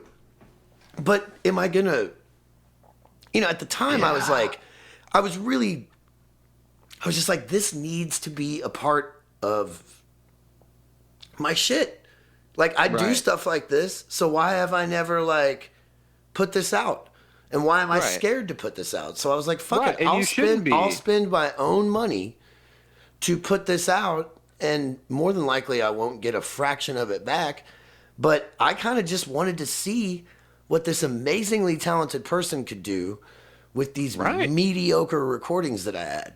And I'm sure he'll make them sound phenomenal. Yeah.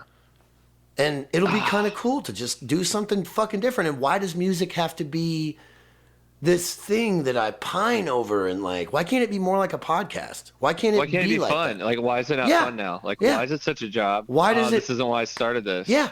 And so, dude, you're talking about me in photography, bro. That's my relationship, and I know that. Like, I know that because I know you. But like, my relationship with photography is almost like almost the exact same image as like your relationship with music. Like everything I do, I'm like, I never get a return. I am going to ask you this question, and I want you to think about it, and then I'm going to come back and talk to you about this because I did want to talk about photography, but I do have to pee.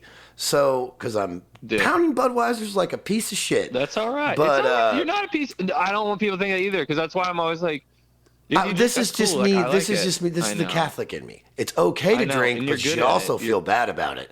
So guilty boy. It doesn't make any whatever. Yeah. But let me pause. But I want to ask you this question, and while I'm gone, just think. Deal. And we'll obviously, smash the fucking question and the answer together. I'm not going to leave like a minute and a half of me peeing and grabbing another beer. I have done that on podcasts before, but I was like, maybe I shouldn't. I like yelled from the bathroom, like, I'm taking a sit down pee so you can't hear it. Yeah, but I mean, you don't want to turn it into a gimmick. You gotta I can't keep doing that. So, but I always have to pee about this far in. So what I was going to ask you is like, what was the first thing that you either saw or took a photo of that made you want to do photography? That's an easy one. That's an easy one. Cool. It's probably your grandma. All right, I'll be right back. Oh! I'll be right back, okay? Okay, deal. You got it. All right. But let it marinate. All right. And I'll come back and you just fucking go. All right? Okay. That's cool. Tell me. I'll be right back. Go for it. And by right back, I mean probably 2 minutes. I'm sorry. Let her loose, baby. Let her loose. Let her loose. Let her loose, baby.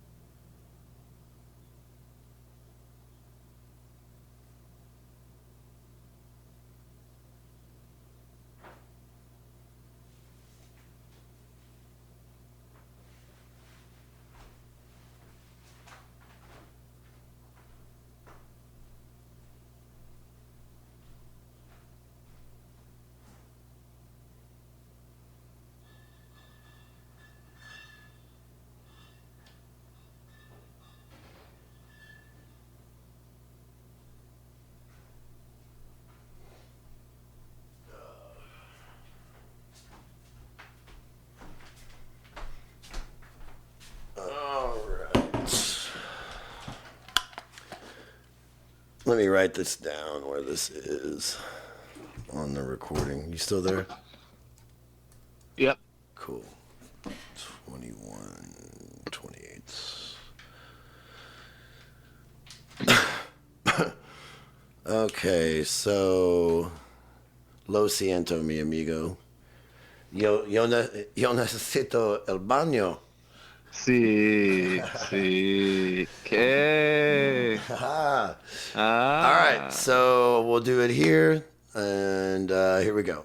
All right, well, I'm back from the bathroom, and you guys haven't been waiting nearly as long as Jay was. But so yeah, what made you get into photography? What was the first thing you saw or took a photo of that kind of inspired your love of it?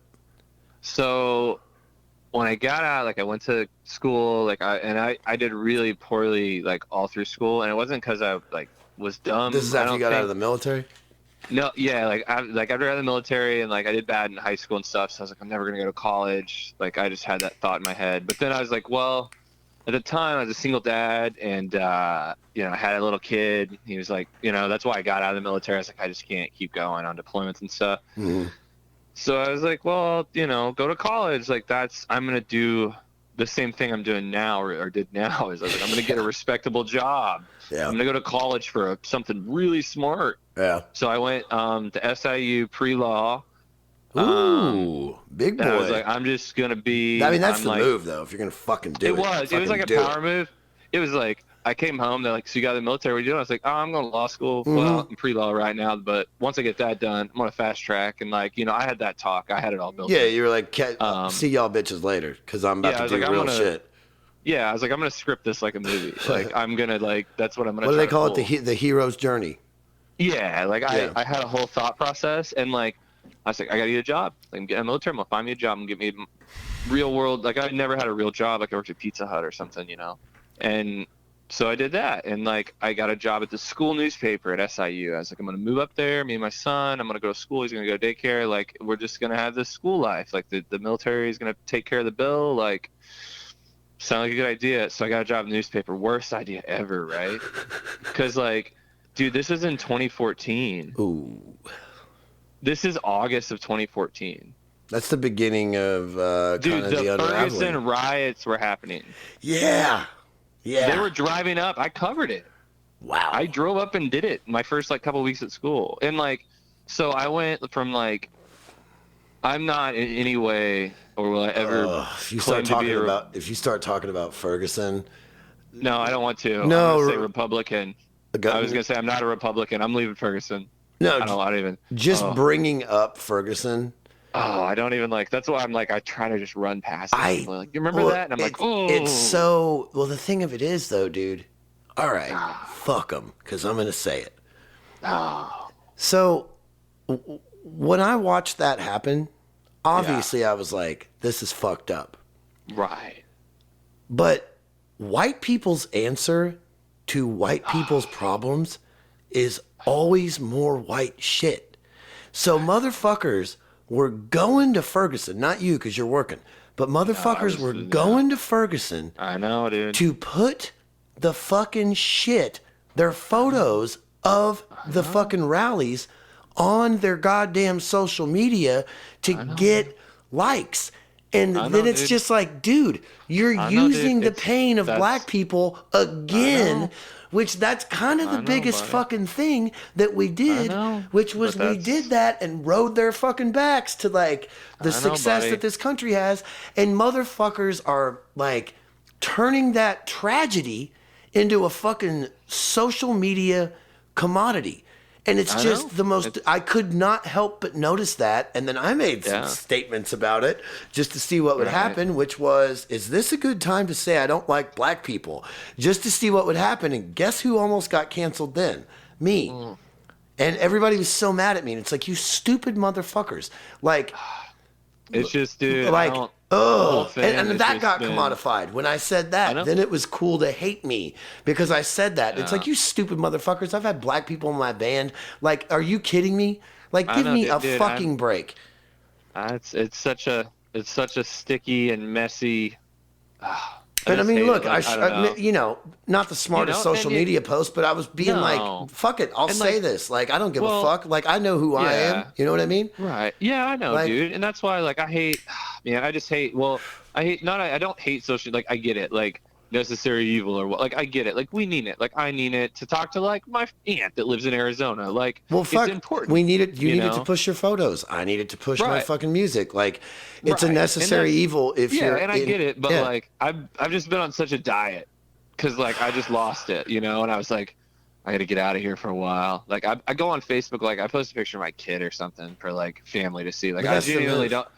Well, I don't even have the app. Like, I don't have the app. I just The have app to will go- fuck you up too, because the app's just just right hit- there. Just touch it. I know. I just touch it. I have to hit .com and I have to type that shit in at least a little bit into my browser for it to Yeah, pick it up. I've done the And then same I have to thing before to cut well, back. then I have to log. Then I have to log in and it has to call me.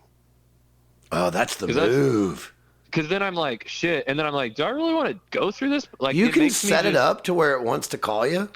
It can call you. It can send you like a push notification where Nah, you I say, want that yes, phone this is call me. from. I want fucking Yeah. that phone call, and then I'm You just can set gonna, that shit and up, then I'll dude. just fucking talk for like 3 hours I to know, a I computer, know, and I'll be like, I know. actually, I don't need to get on Facebook. Yeah. Isn't that nuts though that they do that? That's They have a fucking. computer. Actually, you know what? Shout out to Facebook for doing Well, that. I think it's one of those things that like they say they talk about that in those Senate hearings. They'll be like, we have, you know, programs in place. They just don't like advertise them. You know, it's in those menus. People just don't ever open them. No one Well, opens I the mean, I menu. think it's pretty obvious. I've been saying this for about fucking 10 years. Like, social Yeah. media is the new cigarettes.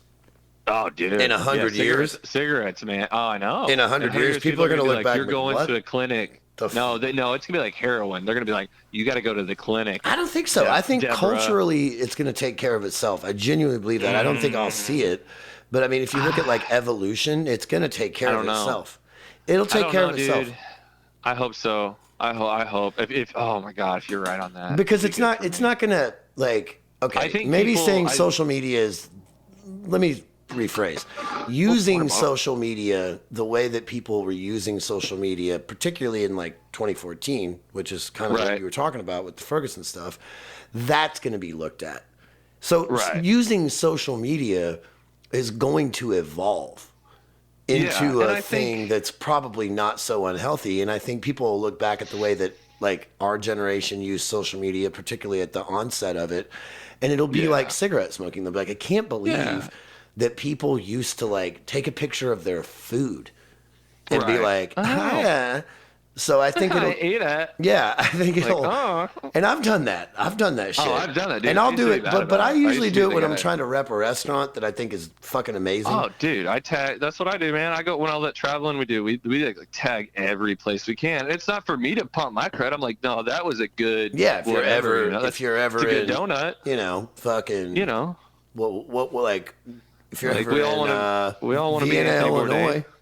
yeah, in Vienna, where I hang out there. That's where I work at most days. It's fun. I like it. You know, So what was So- the photo? We did it again. we did it again. I did it Oops, again. I'm the worst. I'm the Britney No, Spears you're of not. podcasts. I have so much fun with you, Brittany. You're a mean- bad bitch. Thank you. Just So the what was the photo? So, Yeah. So I went. You know to what we're gonna do? school- You know what we're gonna do? What? I had to do this with What? my other friend, with Tolka, Yeah. the guy that started the podcast that I started it with him, or Yeah. that did the first episode with. I had to like bust it into 2 episodes because at the end he wanted to Yeah. talk about fucking aliens, and I was like, well, that's the podcast because I don't give a shit. But we Yeah. just did another episode where I actually let him talk about aliens and rode the pony for a little while and was like, okay, we'll talk about this shit. Because it's really Yeah. important to him. And there's one guy that listens to my podcast, and his name is Jay Allen, and he lives in Salem, Illinois. And Right. he got mad that I called, not mad, but he like was upset that I called the first episode hashtag UFOs. And we didn't talk about UFOs. So then I had to have Tim back on, which that episode's not out yet. I'll get it edited when my computer lets me. But so I'll just do another episode with you Deal. next time around. So you end with what was the first photo, and we'll kind of dip a toe in the water on the photography thing. But I really did want to talk to you about Yeah. photography because I think you're a No, great I'm down. photographer. And Thanks, buddy. instead, I it was appreciate like, it. you know, this fucking And I podcast should probably have a prescription to Adderall because it has ADD. Yeah, know? it is like it's Like- like bouncing. It's a bouncy ball. But we're going to call it ping pong attack. But yeah, it makes sense. Like, it's like, it's great. It works. What was the first photo? So, the first photo. So I'm in college, and like, I was like, well, that's cool. Like, I'm watching other people do it, and I was like, they hired me to be a writer. I had no idea what that even meant. To be really honest, I was like, I've seen some movies. That's genuinely how I walked in it. And I didn't get it, but they had like some heavyweight like professors there, like Pulitzer Prize winners, and I didn't know that. And I'm just some pre-law student who's working in the school newspaper that happens to be inside the journalism school.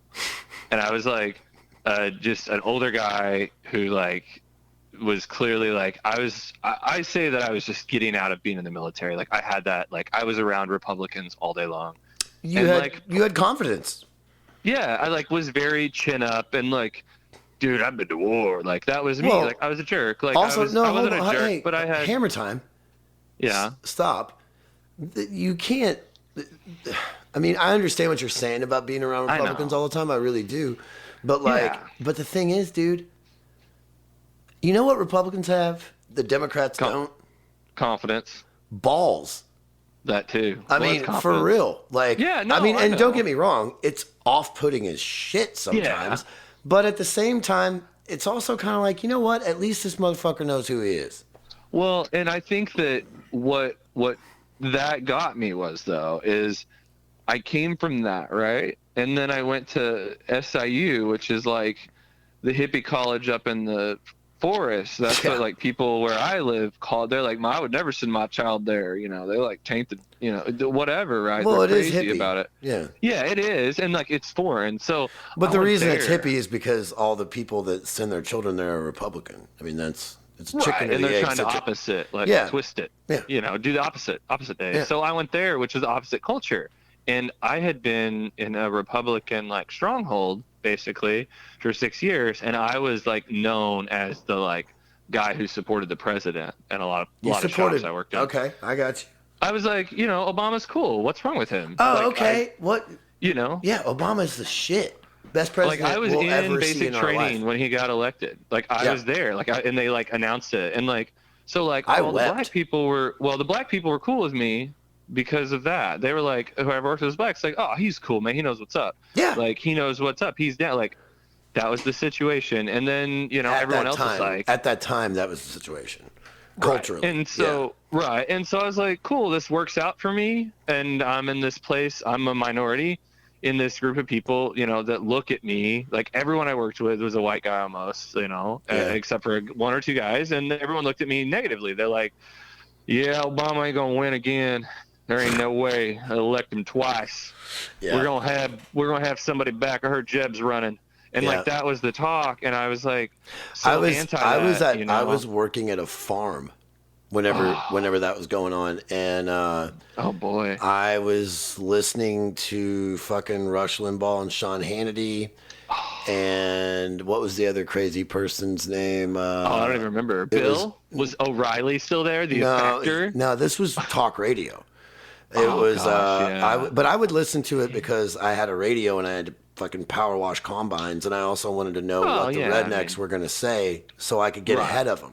That's where I learned to listen to Republican talk radio in order to be able to know that if I listen to that, I already know the talking points and I can kill a mototherfucker in a debate. Right. So that's I was doing intel. And so you go in there. Yeah, you go in there, but these guys hate. I mean, it was a fucking farm here in Kentucky, so do the math. Like they were not too fond of the idea of Obama, and I would hold my ground. I'd be like, "You guys shut up." You know what I mean? Yeah. And then this is what's so fascinating. One day I was in a combine, or not a combine. I was in a silo, cleaning out a silo with this guy who was the loudest advocate for fuck Obama. Right? Oh. And it's just me and him. We're cleaning out this silo, and he goes, "Hey, man, I'm going to tell you something. I've been a fucking Democrat my whole life. I voted for Obama. If you think for one fucking second I'm gonna sit here and tell these motherfuckers that have voted for him, Right. you're fucking wrong. So it's funny that in 2008, that was the first time Obama got elected. That you couldn't be down. Well, no, it You was couldn't the be same into it. thing that white people did with Trump in 2016. I know. White people were like, "Oh yeah, Hillary. I know. voted for Hillary. I drive a Subaru," and Oh, dude. and then they Hey, didn't. You I know? know. Do you drive a Subaru? Yeah, my wife drives a Subaru. I want now. one. I'm gonna We buy made a- it. We made it. We made Dude. it. You know, I mean, I didn't make it. I drive a 1995 Acura Integra. Yeah, you're kind of four-door. fucked, but renovated. Yeah, I mean, it's got 60,000 miles. What are It's you? pretty much new. What are you guys rocking? The Outback? Yeah, we got the Outback. God, I yeah. want one. I'm gonna. Well, that's fucking- why. Here's our thought though. We have one car, and we have one car payment between two people who work, and then we've got the Integra, which I drive to work every day. And then Yeah. like I don't drive it on the weekend. I literally only get in it to go. Every morning when you're leaving in the Integra, does your wife just like Squeaking. lean out the window and go, "Save some pussy for the rest of us"? Because Hey, it's just you- like, I mean, You want to know the worst part is she works from home, so and I still don't she's- drive the Subaru. She's well, you don't deserve the Subaru. I know. That's why I'm Like, like, I don't. She's You're the going same, to like, work. she does All you so gotta do much. is I get know. there, and she's That's got. why she's like, yeah, pick up the baby. yeah, Air conditioning. yeah. You're not, dude. I don't You have should that. buy the cheapest spinner rims that like go on top of the. They don't. I don't think they have them anymore. You know I what I'm looked at talking about Walmart. there? I looked at Walmart for hubcaps because it has hubcaps now. It's like I could. Do you remember afford hubcap those. spinner rims? Dude, it was one of the most important things. I was probably like 14, It's and I was the like, best. 2 more years, yes sir. Dude. How about that? All you right, know? so I'm assuming now that we've said all this, the first thing you ever took a photo of that made you want to do photography was I took a hubcap spinner picture- rims. No. Oh, I took a picture though of. So we went on an assignment, and I was like, "Cool, this is cool." Like I'm going on. An This is in assignment. the Like, here's military? your.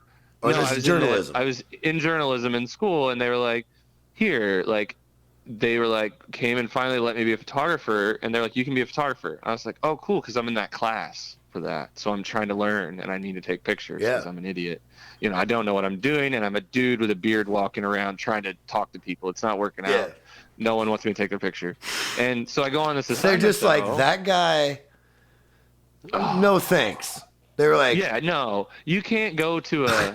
I can't go to a playground and be like, "Hey, I'm doing this class. Hello, Can I take a children." picture of your kid?" yeah, yeah, As I pull up in my 90-40 Econoline. No, I couldn't. yeah. That's not the move, roll dude. up. Yeah. It's a white van. That's Dude, why the I mustache drive- gets me in trouble. I drive a fucking I know conversion what you van, drive.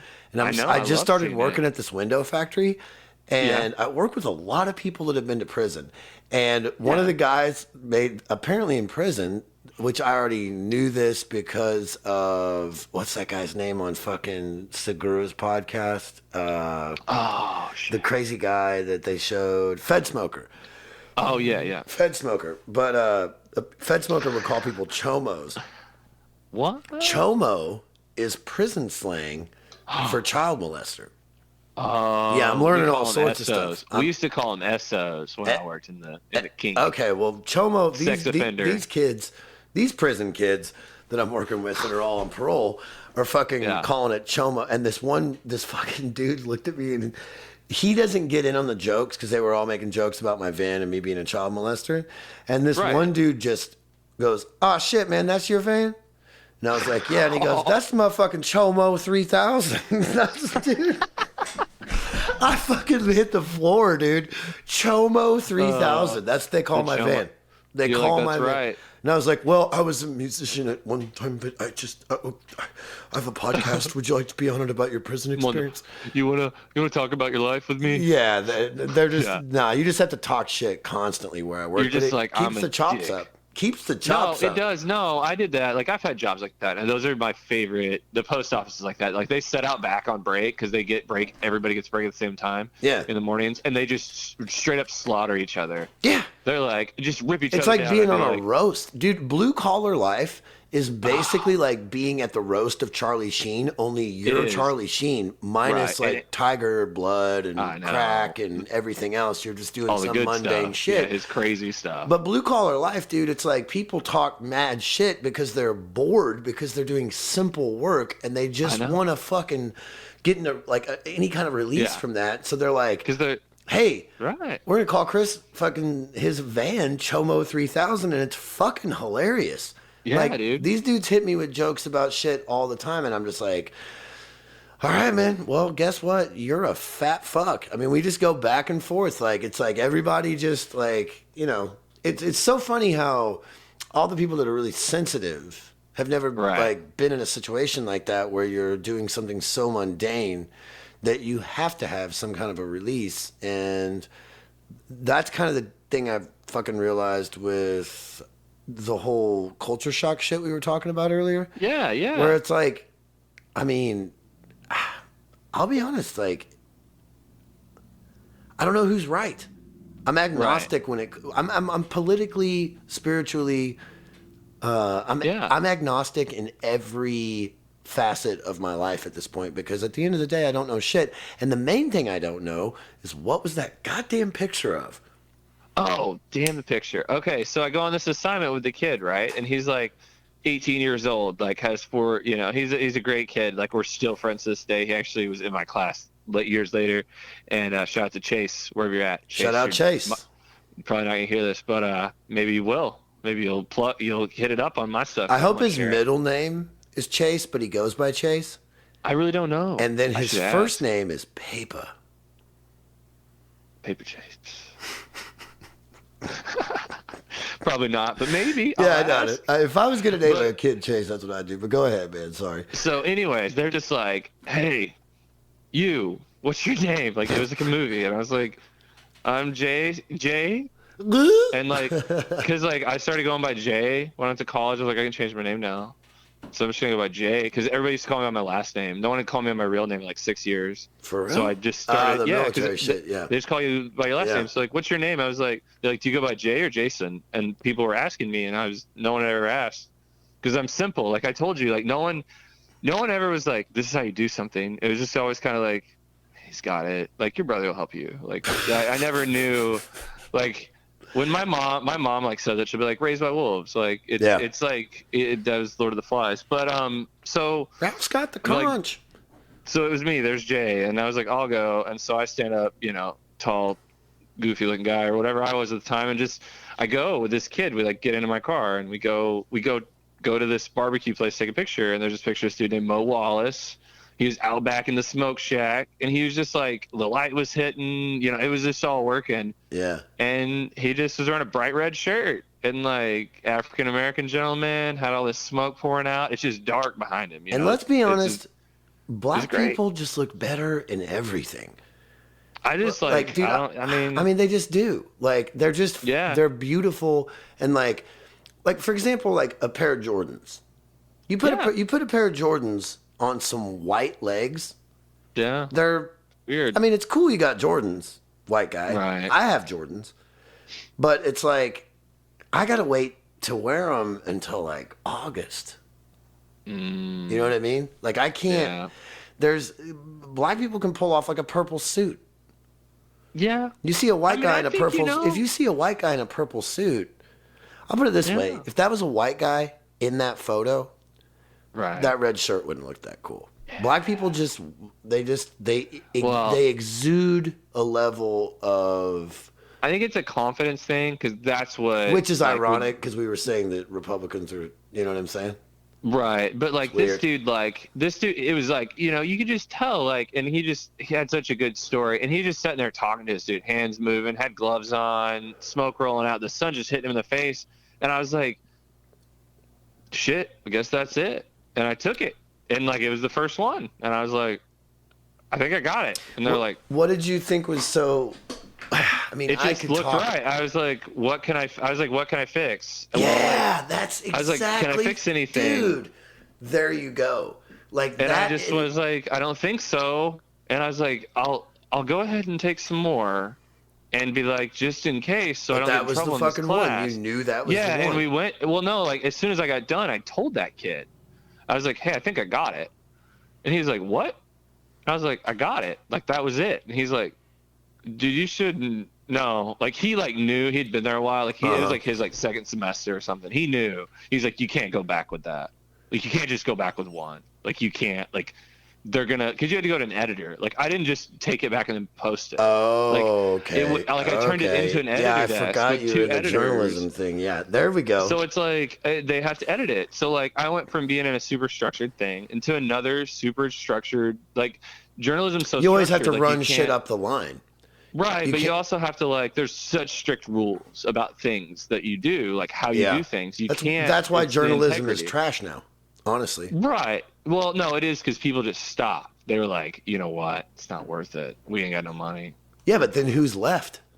No, that's what I'm saying. It's like politics. Like they used to say they send their best and brightest to DC, and now it's like, okay, if I go down the Republican list and the Democratic list of senators right now and look at their pictures alone, I don't see very much confidence. Like I see some of the, like, I don't know, like there were just some, and there were people that I hated.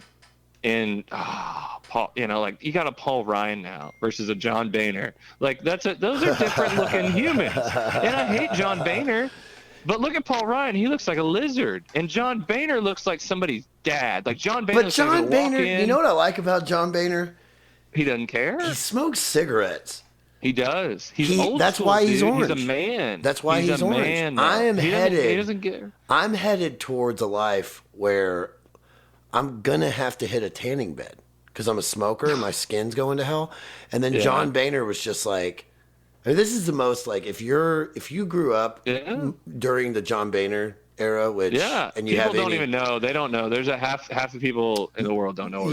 But no one's listening to this podcast that doesn't know who John Boehner is. Oh, John Boehner. So, like, I don't know, man. It's wild. He sucked, didn't he? Oh, he's a douche canoe. Huge douche canoe, but he smokes. And when I found that out, I was like, I would choose John Boehner over Paul Ryan because Paul Ryan was just like, I'm on the front of fucking fitness magazines, bro. Yeah, and he just looks like a lizard, Looks like some sort of dinosaur they didn't pick yet. Like, what's his name? He had a widow's peak. I have a widow's peak. So I'm actually, you know what I am? Are you I'm secret Paul Ryan. closet? I'm Paul Ryan and John Boehner's baby. Oh. I've got the smoking and then skin. you went to SIU and you were like, I quit. I'm going to do the opposite. I'm going to be the other one. I'm going to head back to Salem, make me a whole mess of money working at the country club, just fucking weed eating them tea boxes.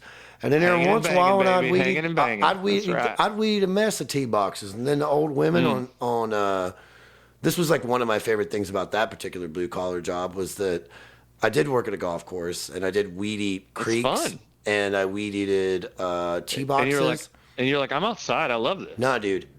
Fun? Tuesday. It wasn't fun, but it was not fun work. Bad. Not fun work. Good people. You know what I mean? Yeah. But Tuesday was a ladies' night. Oh. Or ladies' day. And what ladies' day equated to was a whole mess of grandmas coming out to play golf. It was like quilt week. It was quilt week for the golf course. Exactly. They were like, crochet this up, baby. Get that skirt flying. Exactly, Let's hit dude. some. Exactly. And so these old ladies would come out to the golf course, and about halfway through the summer, they were like, the course looks good. You do a good job weed eating. And they were so sweet. And they would compliment me all the time. And then I would go tell my boss, who was the best. His name is Brad Blankenship, and he's... What's up, Brad? What up, Brad? One of the best bosses I've ever had in my life. But he would always give me shit, because it's a shit-talking thing with blue collar. Right, yeah, it's like that. Like, and then I would go to him and be like, well, Marianne Wilkins said that she's never seen the course look that good because of my weed eating. So what are you going to do about that? And he'd be like... What's up, Brad? And then Brad would just be like, yeah, well, Marianne Wilson can't see. I got you back, dude.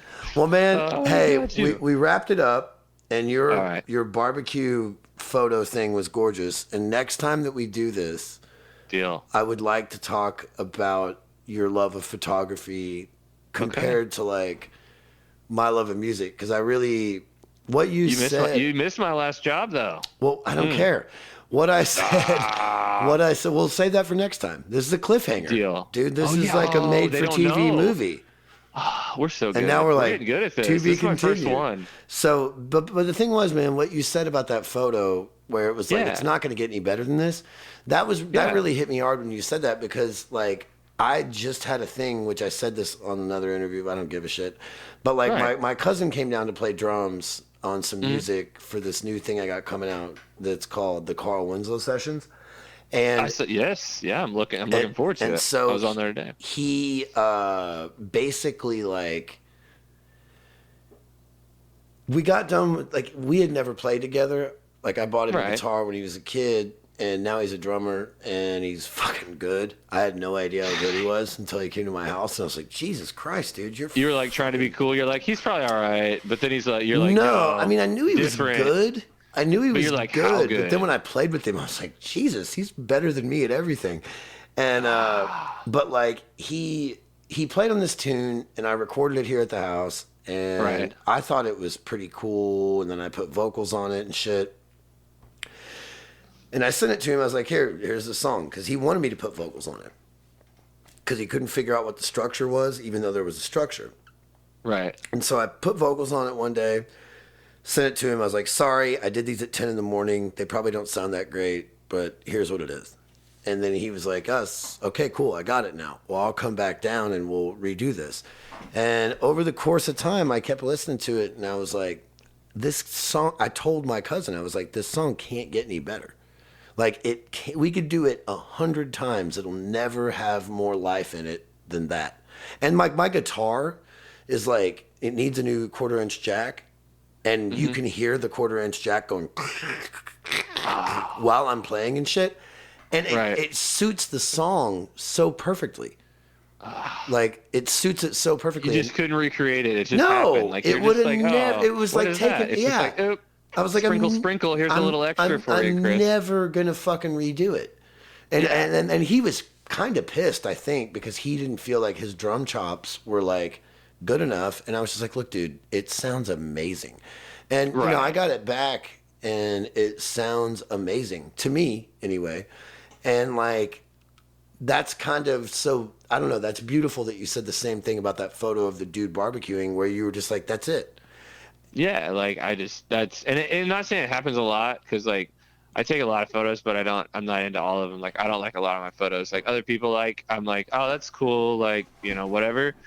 But there's some that come out and I go, I got it. Like, that's you know, that's it. That's the one. Like, that's the hit. You know, I think that's how I think about it, because all the, you know, working with music I've done. But I just think that's the one. That's the catchy one I got. Well, I think it's like it's just right. There's something. Everything's there. Yeah, and there's something that I think this is cheesy, but there's something. Deep, dude, get deep. There's something that every artist is connected to. Yeah. Like they have like a tentacle coming out of their heart that's connected to something. And it's hard to figure out exactly what that is, but it's kind of cool to recognize as the artist when you see it or do it, just go, oh shit, that's it. Like, you're like, oh, I'm not showed up again. Like, I'm looking for, like it's so funny as artists will try to complicate truth.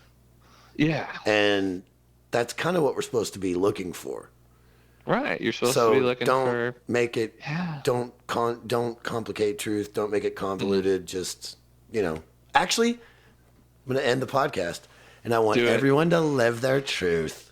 Live your truth. All right, man. I love you. Thank you for doing this. I'm sorry we went so long. This is like awesome. This is officially the longest one I've done. Hey, maybe we're onto something. I don't know. I'm definitely going to swipe right on Tinder, if you know what I mean. Or Grindr, excuse me. Get it, baby. Bumble, whatever they got. All right, man. Be good. All right, you too, brother. Later. See you, brother. Later. See you, brother. Later. See you, brother. Later. See you, brother. Later.